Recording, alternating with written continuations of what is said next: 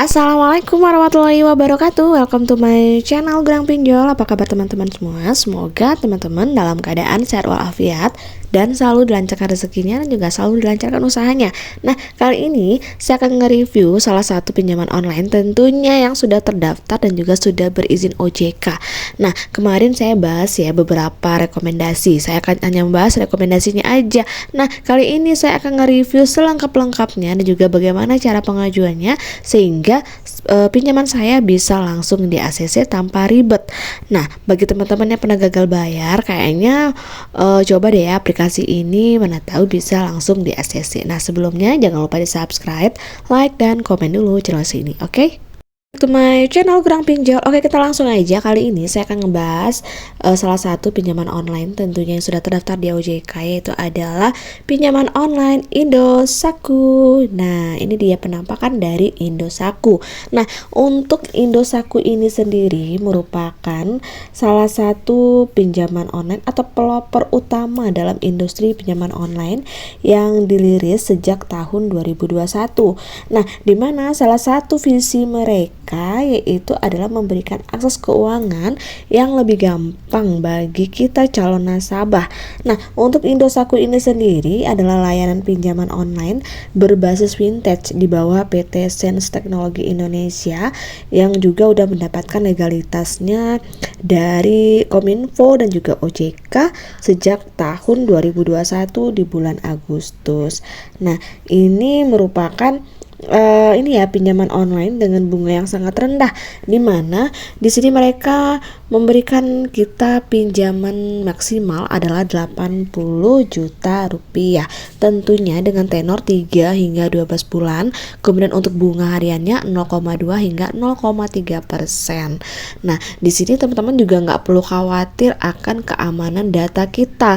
Nah, untuk di Indosako ini tentunya kita melakukan pinjaman tanpa jaminan, dan jaminannya hanya KTP aja, dan KTP ini juga hanya difotokan aja, dan nanti data-data kita juga udah diawasi oleh OJK sehingga sangat aman untuk teman-teman gunakan.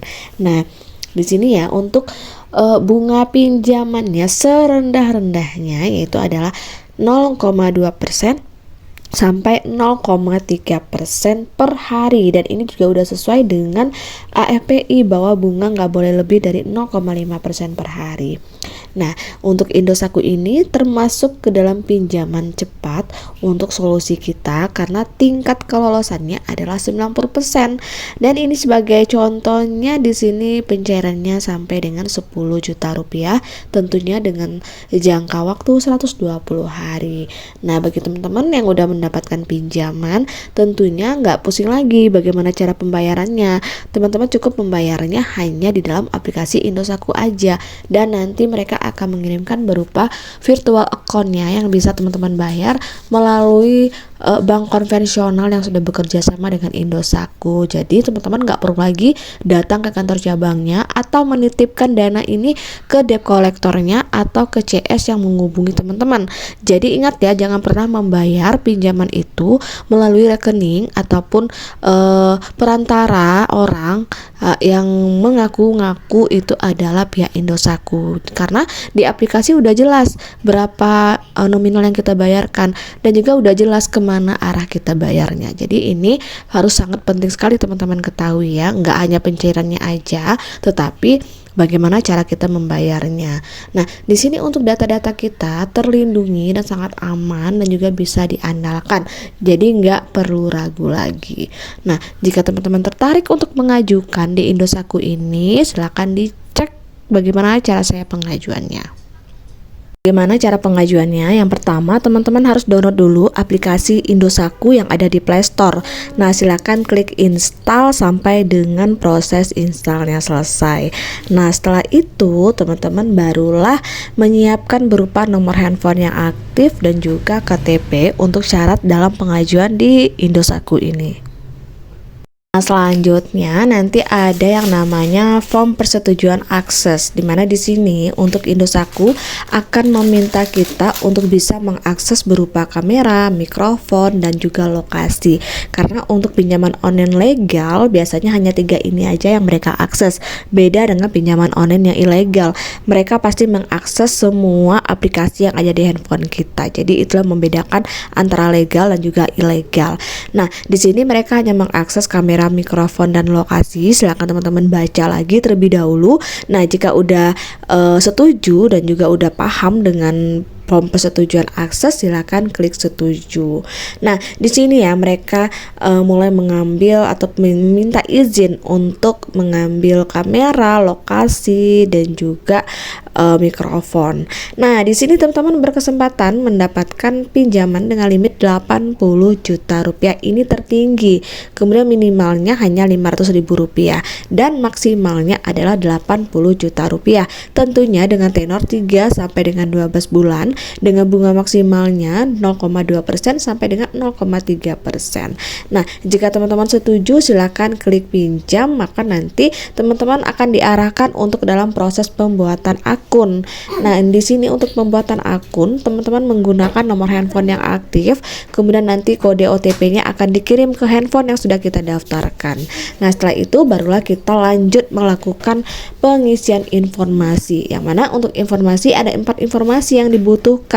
Ada informasi pribadi, informasi pekerjaan, dan juga informasi kontak, dan juga informasi identitas, yang mana jika kita sudah mengisi semuanya maka nanti ada tulisan bahwa kita telah memenuhi syarat. Nah, di sini nama informasi pribadi mulai dari tingkat pendidikan, kemudian status pernikahan, jumlah anak, kemudian tujuan pengajuan, sampai dengan alamat tempat kita tinggal. Nah, selanjutnya ada namanya informasi pekerjaan, yang mana di sini berpengaruh terhadap gaji yang kita terima. Jadi dari gaji inilah mereka akan bisa menentukan berapa limit yang cocok untuk kita. Nah, di sini juga ada yang namanya kontak darurat, yang juga merupakan wajib teman-teman isi dan isi dengan nomor handphone yang aktif, karena banyak juga di luar sana yang memasukkan nomor kontak darurat ini dengan nomor yang tidak aktif atau tidak valid, sehingga pinjaman kita tidak disetujui alias ditolak. Nah, langkah selanjutnya kita melakukan mengunggah foto KTP atau identitas kita, yang mana ini juga sangat-sangat mempengaruhi kepada tingkat ACC-nya ya di sini. Nanti jika kita sudah mengambil foto dengan lengkap dan juga dengan jelas sesuai dengan pencahayaan yang cukup, maka nanti akan keluar secara otomatis nama, nik KTP, jenis kelamin. Nah, jika sudah benar kita lanjut untuk pengisian nomor rekening. Nah, di sini saya mendapatkan limit 500.000 rupiah, di mana nanti proses pencairannya langsung ke bank saya atau rekening yang sudah kita input. Nah, di sini jumlah pembayaran kembali senilai 690.000, untuk potongannya hanya 15.000 rupiah. Artinya untuk 690.000 ini selama 3 periode, yaitu dengan tenor 120 hari. Ini menurut saya benar-benar sangat murah. Bayangkan teman-teman mengajukan pinjaman tanpa jaminan dengan bunga hanya 190.000 aja selama 3 bulan. Artinya kurang lebih bunganya sebulan itu 50 ribuan. Nah, jika udah setuju dengan jumlah limit yang dikeluarkan, maka kita tinggal tunggu saja proses verifikasi dari akun Indosatku. Nah, jika pinjaman kita diterima, maka dana ini akan langsung masuk ke rekening teman-teman senilai 500.000 rupiah. Nah guys, itu ya review dari saya dan juga step by step cara pengajuan di Indosatku. Semoga bermanfaat dan bisa teman-teman gunakan untuk hal yang lebih produktif lagi. Akhir kata, wassalamualaikum warahmatullahi wabarakatuh.